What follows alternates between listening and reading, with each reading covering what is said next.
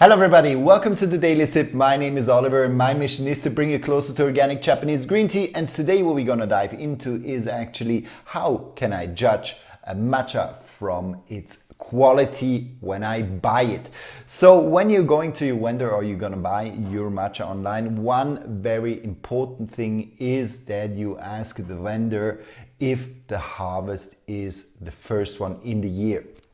When we going into the matcha itself, so what matcha actually is, some of you already might know, it is actually harvested green tea leaves which are then dried, then destained, deveined and then milled or kind of ground into a fine powder. But this powder can vary a lot in quality when you, for example, go into, for example, a coffee place where they're mostly using culinary matcha, or when you're going to a tea ceremony in Japan, or to a friend who is very fond of matcha and has a good seller of matcha green tea, then often you have a higher quality and a greener kind of type of matcha. And how or where does it actually come from, or why is there such a big difference in quality between the matchas? And the main reason why some matchas are just low in quality is depending really on the harvest. So if you're looking for the highest quality, always go for the first harvest. But why is actually the first harvest the best one? So when we talk about the nutrients which are in the plant, when we are harvesting each tea, or kind of with each harvest, there is kind of deteriorating amount of nutrients in the tea plant, because when we go for the first harvest, the last harvest, so let's start maybe with the last harvest, it's often done in autumn. This is done in maybe June, July, August, or even September. This is a so-called Aki Bancha, or kind of the autumn harvest. And then over the winter time, the tea plant really can recuperate and really absorbs the most of nutrients. And this then makes that in spring, when the first harvest is done, this is actually, or then the plant had nearly a 6 months of kind of a pause of really absorbing the nutrients, getting ready for the next year. And that's why also the plant has the most of nutrients. When you go then to the second harvest, which then can be in June or even July, and the third harvest around August and September, then the space between the harvests is much smaller, which means that the plant is not able to absorb as many nutrients as the first harvest, and then the taste also gets a little bit more bland and it gets a little bit less intense. And that's why you always want to go for the first harvest when you're really looking for high quality tea. And I will show you this with the color of the matcha. So here, for example, we have a lower quality matcha which I bought in a store. And what you can directly see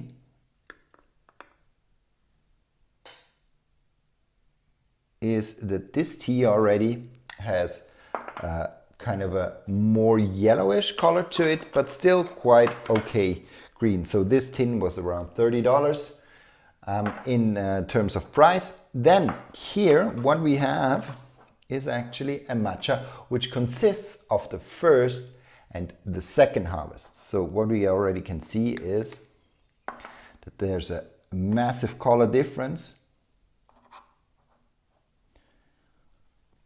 between these two. And then we can go to the first harvest. So this is now a first harvest Samidori.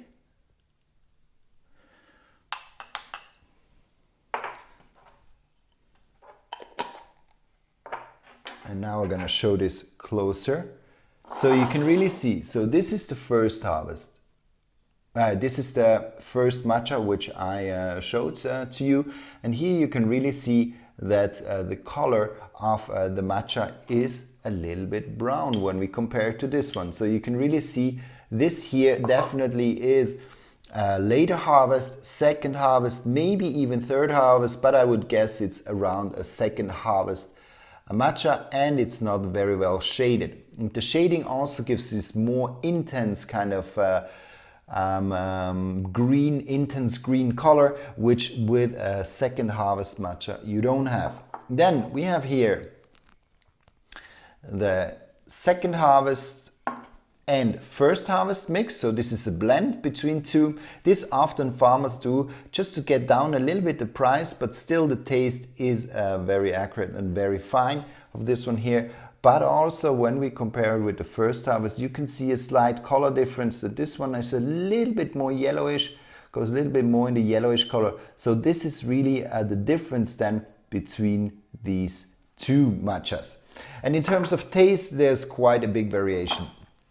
So when we go for a second harvest, we know that the complexity of the tea and the tea taste goes down. So less minerals, less theanine also. Sometimes it's not even shaded the second harvest.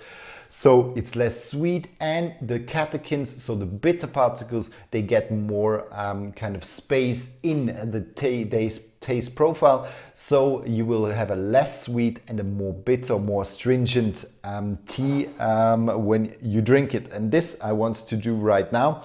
So what I will do is that I actually will go into the tasting of the first harvest compared to the second or even third harvest matcha. So let's try this out. Just take around 2 grams of 1 to 2 grams. Sometimes I take 1, sometimes I take 2, but often it is just half a teaspoon.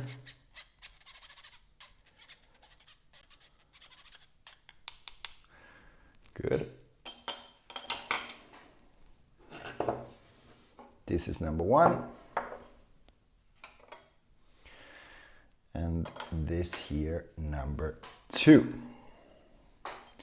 Just sift it.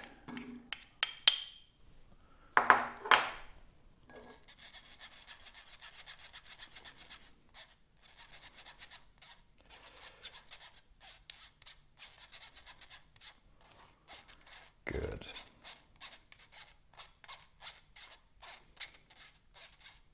Just get everything through and then you're done. Then, important, you're soaked Jasan, and you just add some water. And voila. And same here. Good. Let's do.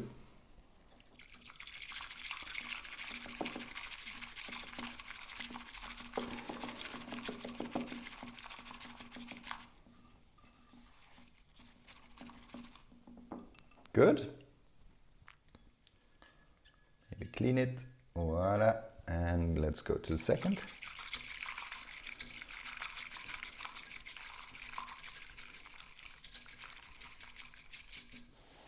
I'm not the best whisker, I must admit. Good. So you can already see in terms of foam, this one has a nice foam. This one too. So both of them have a very nice foam. Let's have a look.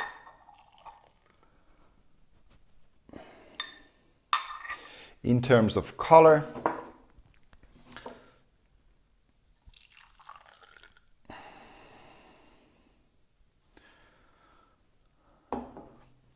so you can really see that also in terms of the liquid, the color is very, very, very different. Here we have much more of a strong green color, and here we have just a little bit this browner, a little bit more yellowish color. But now let's see in terms of taste how these ones are different.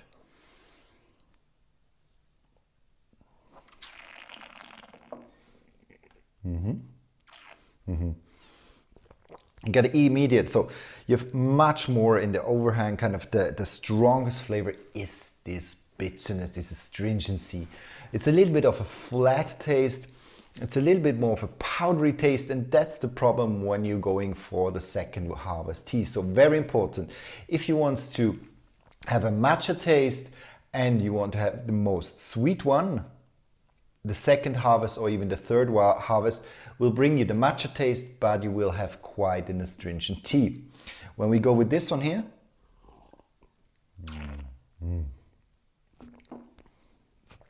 complete different. There's also much greener taste with it, a sweetness, a smoothness, a nice umami taste, so a little bit this savory sweetness, light sweetness to this tea. So it's very, very beautiful when you're really tasting these teas.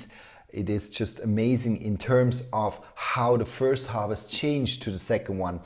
Meanwhile, the second one has a little bit this powdery taste, still a little bit of a matcha taste, but quite a strong astringency.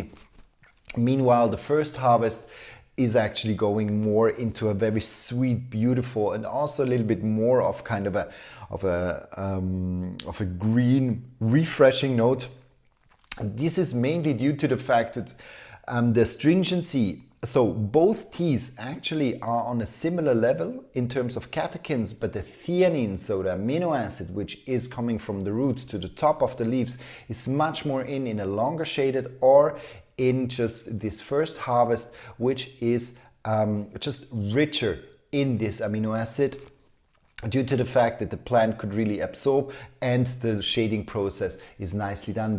Meanwhile, the second one has definitely a lower shading time, and if even a shading time. So this is really important when you're going for your matcha. Really try to go to the first one. You get the most nutrients, you get the richest taste, and you also get the sweetest matcha, balancing nicely out the astringency that you don't kind of feel it, and you have a beautiful kind of green color in matcha. So this is what you can ask for. So when you go to your tea store, really ask for first harvest. Sometimes the first and second harvest blend can also be quite good, and it really depends also then on the varietal, but as a general rule, really just ask for the first harvest, and then you have already a good chunk of being fine and having a good quality matcha.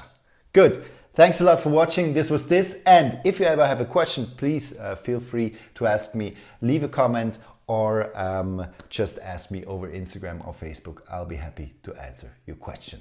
Thanks a lot. See you and bye-bye.